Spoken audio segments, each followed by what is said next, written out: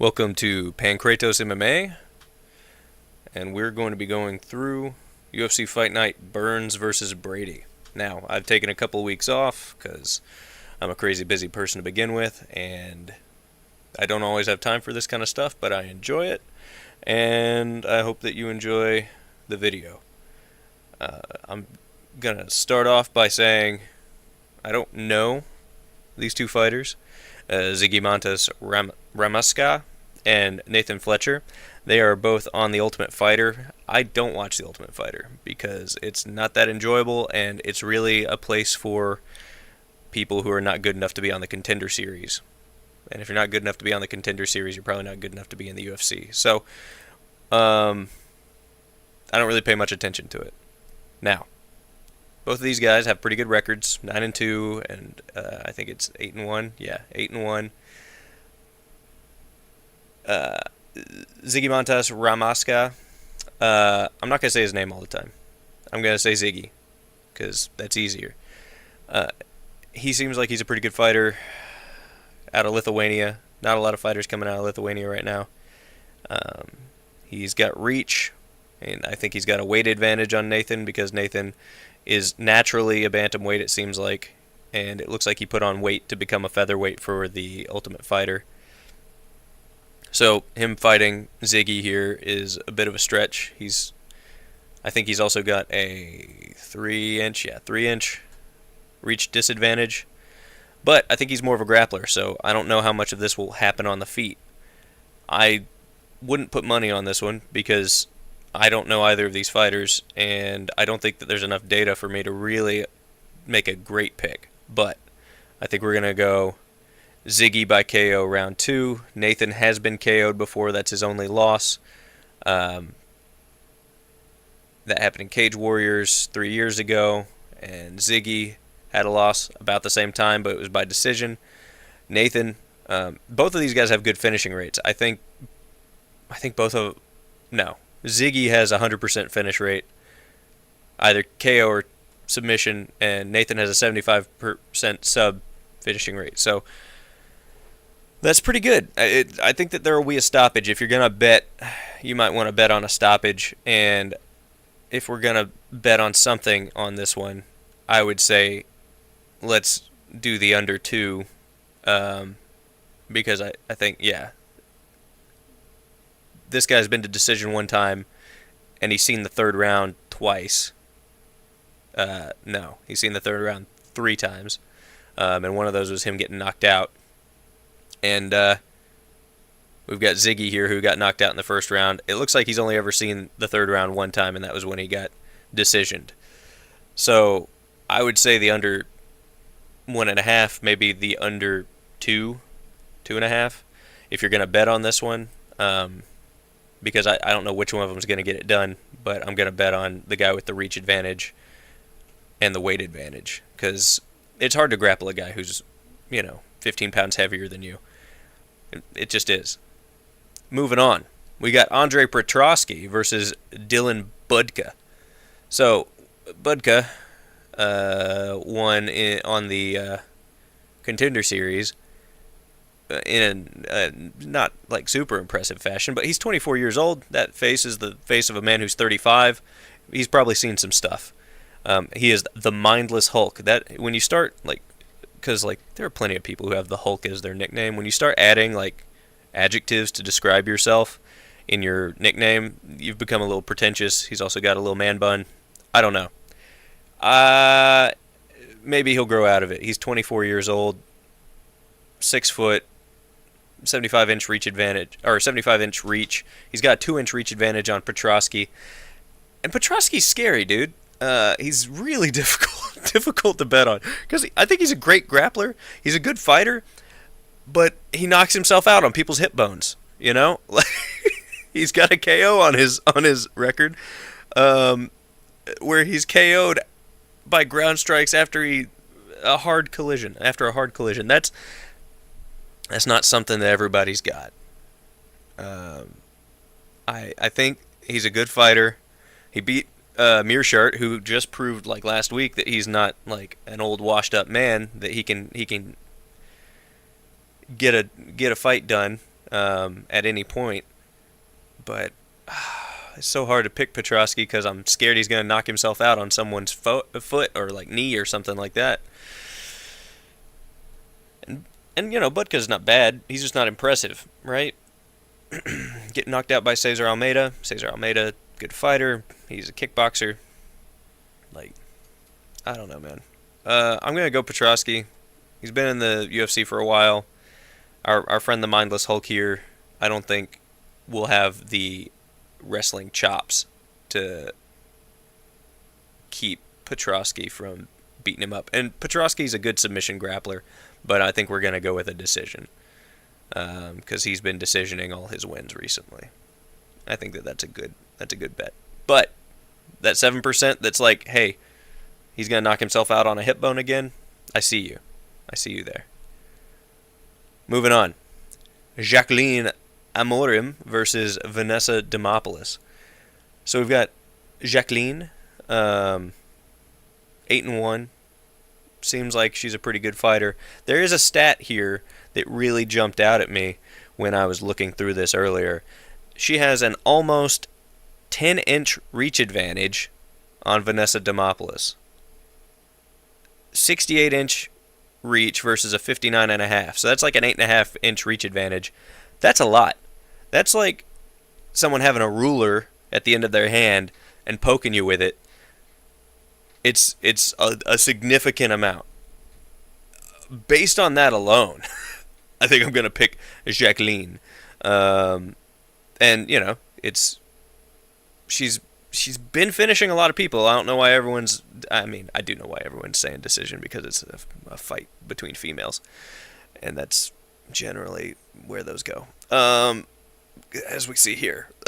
5 decisions. Whew. Vanessa.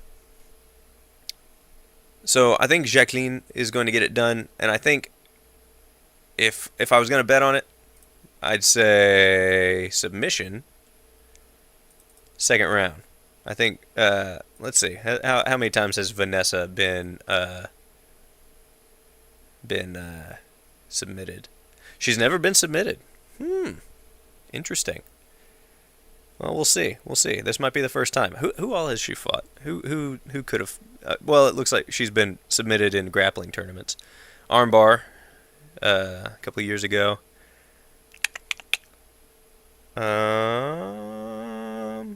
Had an elbow injury. Yeah, doesn't look like she's been submitted a ton, but we will. I think we'll probably go with Jacqueline armbar or knee bar round 2.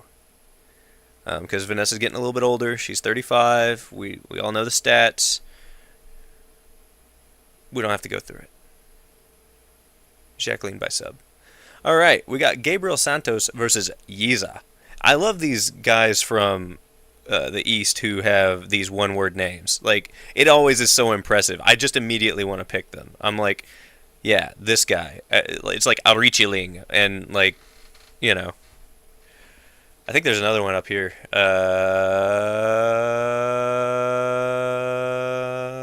thought there was. Maybe that was that's a different card. I'm dumb. A different card. So we've got Yiza versus Gabriel Santos. Gabriel Santos looks like he's had a couple of hard fights in the UFC. Lerone Murphy and David Onama. Not amazing flyweights, but Lerone Murphy's pretty good, and David Onama's got a good record. He hasn't been able to get anything done since his LFA days. So we've got Yiza, who's coming in from the road to UFC, beating all of these guys by sub. It looks like he's a bit of a grappling specialist. Yeah, got a lot of subs, got a lot of KOs. He's only been KO'd once, only been subbed once. Has he been kicking cans? It doesn't look like he lost to a can. That's upsetting for him. Lost to a guy who's 5-10. It's a heel hook though. Like, what are you gonna do? It's like kryptonite. But yeah, it looks like we've got some cans on the record here. Man, 5-13, 7-6, 4-16, 5-10, 26-9. That's not bad. 11-10. So we do have some cans. We do have some cans, but a lot of these are okay records. 4-7. That maybe okay. Starting to get starting to talk myself out of this pick. Let's check Gabriel's. Let's check Gabriel's. A guy named Elvis. He beat a guy named Elvis. That's pretty cool. No cans on here really. It looks like all the guys he's fought have mostly winning records, except for our friend Thiago Barbosa there. Yeah, it looks like he's had harder fights, and he's from Brazil, so that's real right there. Like the Brazilian local scene is a bit more difficult, I would say, than the Chinese local scene.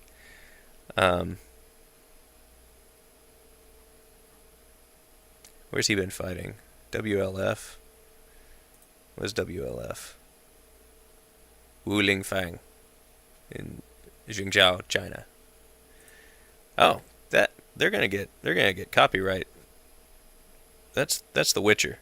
They can't do that. All right. Sorry, I get distracted. So we've got Yiza versus Gabriel Santos. Gabriel is a good fighter. His nickname is Little Mosquito in Portuguese. That's a bad nickname. That means he sucks. But no. I don't know, man. I feel like it's difficult to really know how good Yiza is without seeing him against some high-level American fighters or high-level international fighters, because the road to UFC really doesn't tell you anything. Even if you watch all of that, it really doesn't tell you much. LFA, he was knocking guys out in LFA who have 13-1, 12-2. He's only lost to a couple of guys who are pretty good. But I think I'm going to go out on a limb here and pick Yiza at the underdog and put him in for a... Let's look at Gabriel one more time. Let's see his subs. He's got 4 subs. They're all rear naked chokes. Not that that's bad, but rear naked chokes are like the easiest. It's like the overhand right of like submissions. Anyone can land one, and it's not really that difficult to knock someone out with it. Yeah, we'll see. We'll trust in Yiza because he's got that one word name. Moving on, we've got Andre Lima versus Felipe Dos Santos. Now, Lima's claim to fame is that he got bit by a guy. That's right there, Igor Severino. That guy was so upset that he bit him.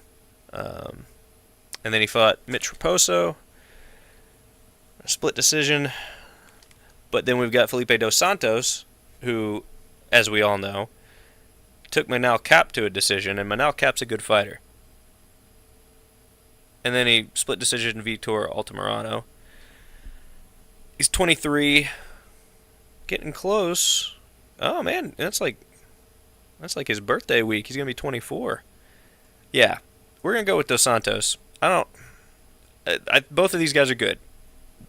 Nothing from Lima, but Dos Santos just looked so good against Manal Cap, and he was like, he's fighting down against everyone from now on, right? Because Cap is at the top of that division. Even though he lost to Mokaev, he like broke his foot halfway through that fight. If he hadn't done that, I think that would have been a different story. But we've also got our friend here who has done some good work. Not taking anything away from him. I'm just more impressed with Dos Santos' stand-up, and I don't think Lima is going to be able to match him. We're going to go with decision, though, because they are little fellas. Moving on. Now, this one was interesting to me. Isaac Dulgarian versus Brendan Marat. Okay, Like, got knocked out by Terrence McKinney. That's not great. That's not a good look. Um, but that's not. I mean, it's not bad. Like Terrence McKinney's fought some good guys and won. And but then we've got this guy Isaac Dulgarian, who is a minus 2,500 favorite coming off a loss to Christian Rodriguez. Like, I mean, sure, being 6-0 with it looks like all finishes is cool. And he's fairly ripped. But like all finishes, yeah. But like okay. I must just not know who this guy is. Like there's gotta be maybe he's like an influencer or something, or like I mean his name is the Midwest Choppa. You'd think if he was like a real influencer or something, he'd like have a better nickname than that. But minus 2,500, I would put money on this guy just like $5 so that I could win like 30 if something happened. Like I just don't think that. I don't know. I mean, he fights out of the New England cartel like that. There's some good guys there. Calvin Kattar, Rob Font, Chris Bottino. Like I don't. I mean, maybe he's not good. Maybe like something crazy. Like maybe I just don't know something. Maybe there's some inside baseball going on, but I don't know why this guy is a minus 2,500. I'm probably gonna go with him because, like, if like I don't know something, I don't know it. But I'm gonna go probably with KO because he has one more KO than I think he has submissions. But Isaac, the Midwest Choppa Dulgarian, is apparently a monster coming for the featherweight division, and Brendan is a speed bump, and I just don't know it. I mean, Factory X is. I mean, they're a good gym as well. We got they are a good gym. No, that's not what I meant. We got Anthony Lionheart Smith and Dustin Jacoby. We got the Raw Dog. There's, Alexander Hernandez. This is, whew. Yeah, they're Cody Burch. No, no? I gotta stop looking.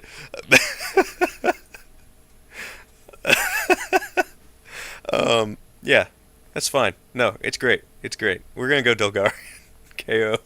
But if this kid wins, remember that I said that this is a crazy line. Remember that I said that. All right, we got Ovin St. Preux versus Ryan Spann. Now, I wasn't making videos when I made this pick, so no one can like really check me. But I've made some money off Ovin St. Preux. Like that man, I have picked him to win a couple of times, and when he fought Kennedy Nzechukwu, I was like, you know what? I'm gonna put some money on him because he was like a minus like 480 or something like that. Let's check it out. Let's reminisce on the old days of Pancratos MMA making good picks before he made videos. Yeah, let's see that. Yeah, plus 500. I picked that man to win because I was like, Kennedy Nzechukwu gasses out. Not saying that Ovin St. Preux doesn't gas out. He does. But Kennedy Nzechukwu gasses out, and Ovin St. Preux can grapple. Kennedy Nzechukwu cannot grapple. It's just what it is. Now, guess who also can't grapple? Ryan Spann. Ryan Spann is not known for his grappling.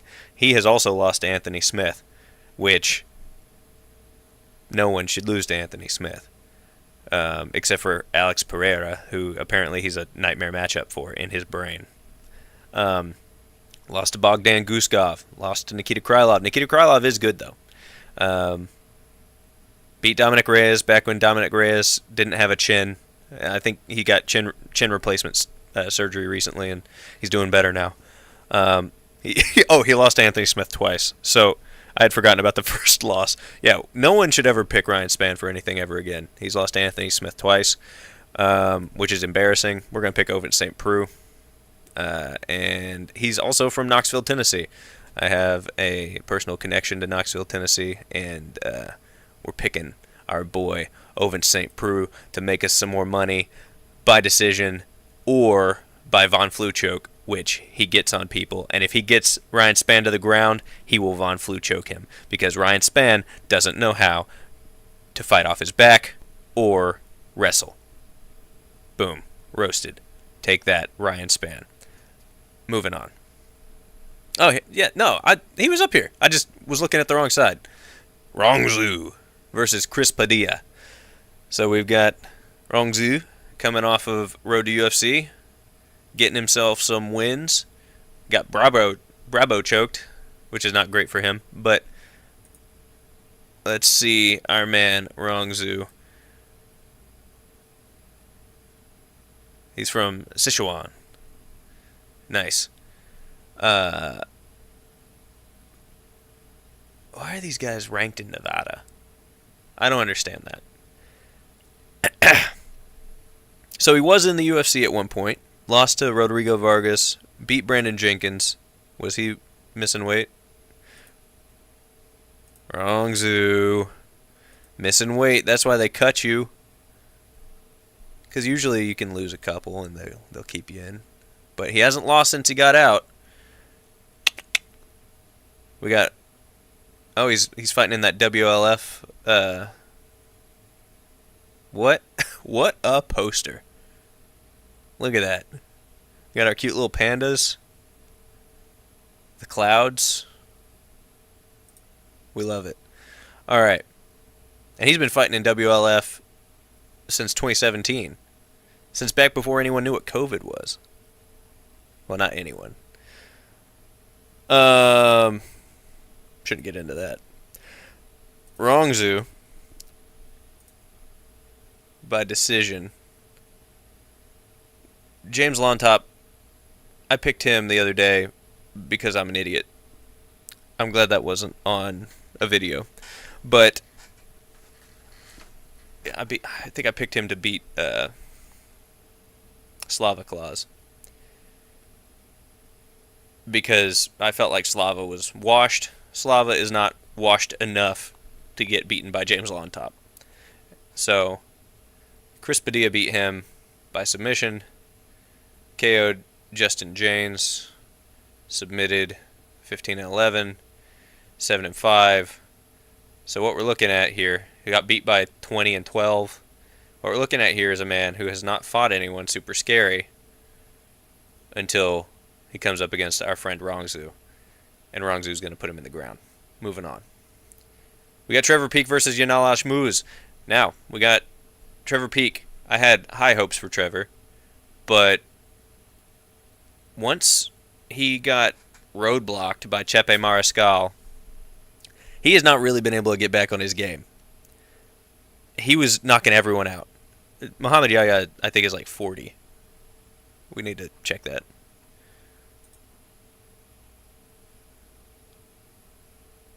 No, I'm thinking Ronnie Yahya.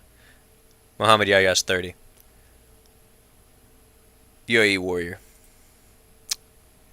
Trevor has only won... He's been trading wins and losses since he came into the UFC. Yanal Ashmouz is good. He lost to Chris Duncan. He beat Sam Patterson. I think Ashmouz could give Trevor some difficulty because I don't think that he's going to gas out. And Trevor will. By the third round, Trevor will be too weak to continue to fight. It just seems like he either doesn't have the conditioning, or maybe he has like asthma or something, or maybe he just has... He's cutting too much weight, but he doesn't seem like he's able to continue with ferocity for 3 full rounds. And Yanal Ashmouz, I think, can. I picked him against Chris Duncan, but I think that was a bad choice because Chris Duncan has a gas tank. Sam Patterson is a really good fighter. he got knocked out by Yanal Ashmouz. This is so hard because I feel like Trevor has the opportunity in the first 2 rounds to knock Ashmouz out.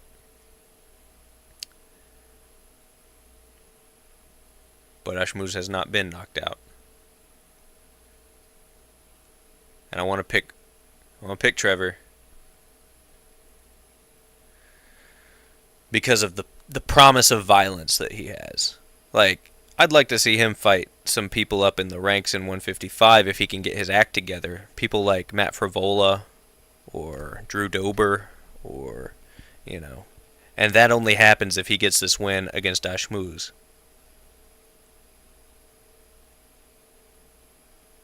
We're going to pick with our heart. We're going Trevor by KO. Round 1. Round 1. Big walk-off KO for Trevor Peak. And that's only if he comes in as well, because he's been really hesitant. And that's one of the reasons why he's trading these wins and losses now. Chepe would not get put away. He's got like a stone head. He could have knocked out either of these guys. These 2 guys could have been knocked out, but he got his brain broken here. He needs to come back in with that anger and that desire for violence and knock this guy out.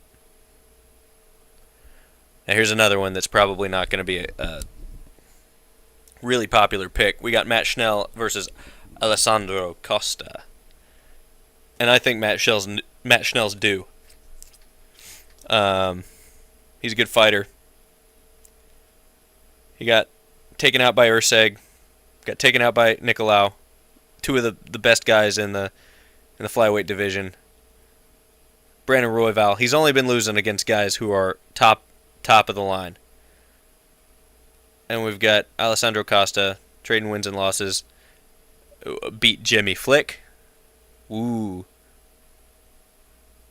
Beat Kevin Borras. Okay. I don't know. Like, both these guys lose to the top of the flyweight division. It's just which one of them is better than the other one. Schnell is a little bit older, and as we know, at flyweight, being a little bit older can be a big hindrance. But Matt Schnell at plus 380, it's really hard for me to not, like, jump on, because he can pull out a win, sometimes from, like, the jaws of defeat. He's been around for a long time, though. And he's never really beaten anyone whenever he's gone up against anyone who's good, he's gotten beaten. Like Rob Font, Royval, Nicolau, Urseg. That was a bad lineup for him. And we've got Costa, who's never really been tested. And I guess this is his big test. We're going to go with Costa, but I don't think it's going to be a knockout. It might be a knockout. I think I'm going to go with submission, though. No, it's going to be a knockout. Round 2. Okay. I'm sorry, Schnell. If you get the upset victory, I'm going to kick myself. But because I think he can do it. I think maybe if Costa knocks him down, he jumps into Schnell's guard, Schnell throws up a triangle, or if like Costa gets wobbled, Schnell takes him down, submits him. I think that's the way he should go. Moving on, Kyle Nelson versus Steve Garcia. The Mean Machine, Steve Garcia versus the Monster, Kyle Nelson. This is going to be a pretty bloody fight, I think. Both these guys like are violent stand-up fighters, and they're very enjoyable to watch. I understand why Nelson is the underdog, though, because Steve Garcia seems like he's really surging, and they're both about the same age. Only a 2-inch reach advantage for Steve.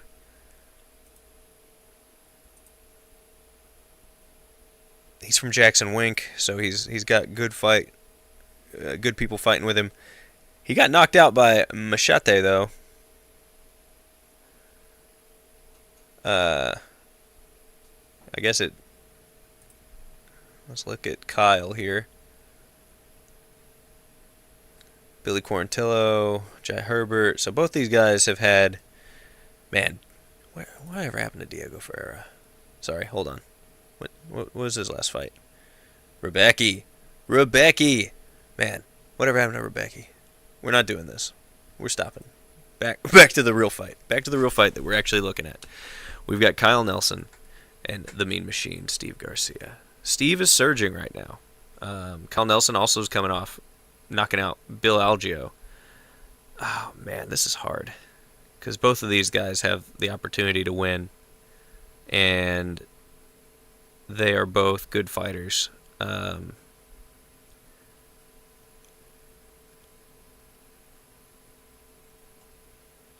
And also the way to beat both of these guys, I feel like, is the same. Like, they both stand pretty heavy on their front foot, and I feel like if you just leg kick them into oblivion, they've got the same record, 16-5. That's crazy. If you leg kicked them into oblivion, they would not be able to put their power down. And I think Kyle Nelson is the one who would leg kick more than Steve Garcia. So we're going to go for an underdog here. We're going to go Kyle Nelson by KO round 3 because he's leg kicked him until he can't stand up. Moving on. Jessica Andrade versus Natalia Silva. Everyone keeps thinking Jessica's over the hill. She'll lose 3 in a row, and they'll be like, she's washed up. But then she'll come out and beat up Mackenzie Dern and take on Mariana Rodriguez. I don't know, man.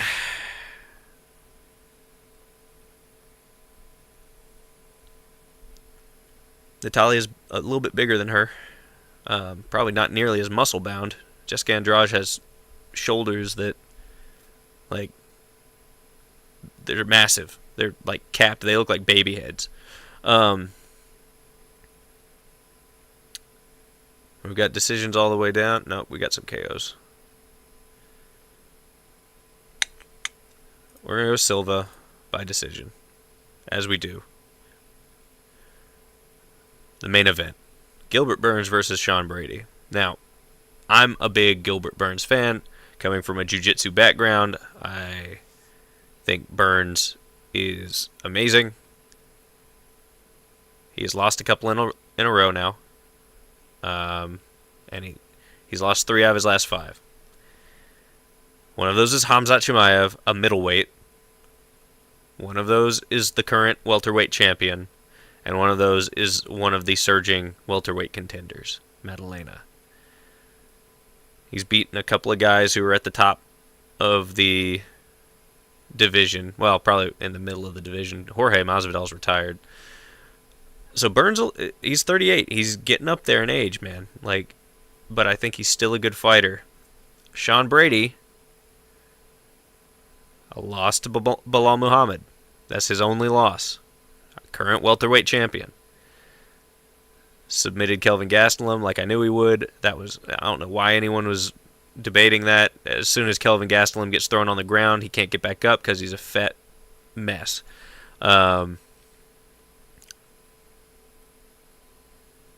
Kelvin should have been fighting at lightweight all these years. It just wouldn't cut enough weight. Sean Brady, fighting out of Philadelphia at Renzo Gracie Philly. He's fighting with all these guys who are like, I think Petrosky's in his camp. I think that Joe Pfeiffer's in his camp. So a bunch of these young, hungry guys. And then we've got Gilbert Burns, who's at Killcliff, one of the best gyms in the nation. I think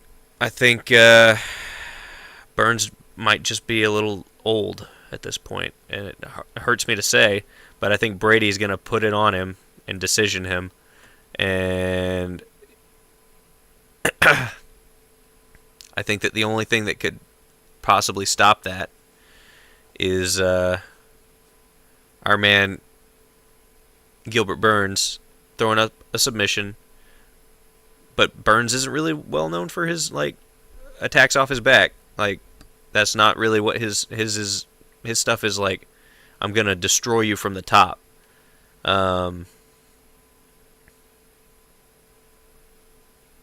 Yeah, rear naked chokes. He was winning via knockout a lot. He's never been subbed, which I think his defense will be good enough that Brady won't sub him. Unless he's, I think that shoulder injury that he got against Bilal Muhammad has really bothered him too. I don't think that he's been able to like really shake that. And I think Brady's going to get him. So those are my picks for UFC Fight Night Burns versus Brady. I'm hoping to be able to make some picks for the next big UFC card. Let's see. I think that's 307 or it's the one at the Sphere. 306. Okay. 306. I'm hoping to be able to make some picks for that one. We've got some good fights on here.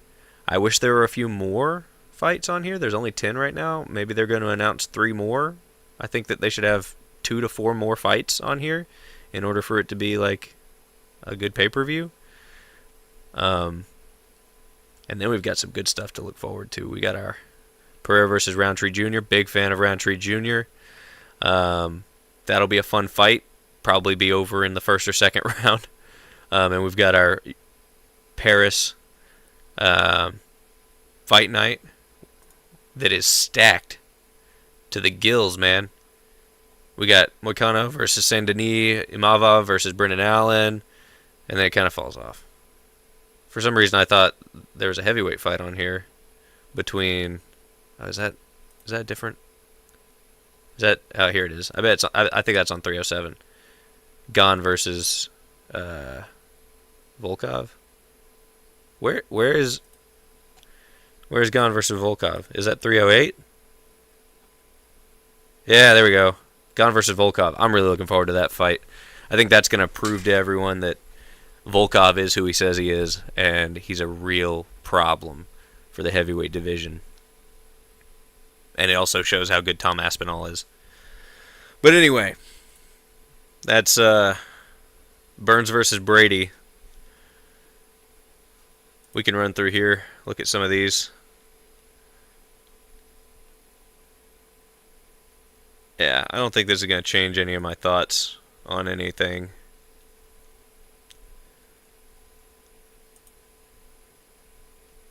We've got Dos Santos versus Lima here. Let's look at the significant strikes. Yeah, this is just reinforcing. Oh, it's not one name. His name is Yi Za.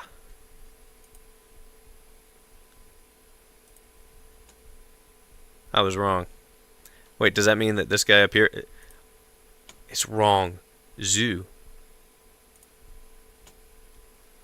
Golly. I look so ignorant. I'm sorry. I'm just a man. We got Petrosky, Dylan Budka. Yeah, none of this is like changing any of my like thoughts on anything. So, I think we're just going to end it here. Thank you for watching.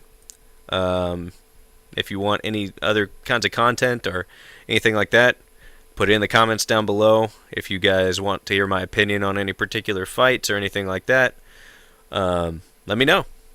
Comments down below. That's where I can talk to you guys and get a bit more of a look at what you guys are hoping for out of this channel. Otherwise, I'm just going to be doing these breakdowns. I'm really hoping, I think Brady's got this. But I love Burns. He's a good guy. But yeah. Let me know how you like the video. And as always, I'll see you in the next one.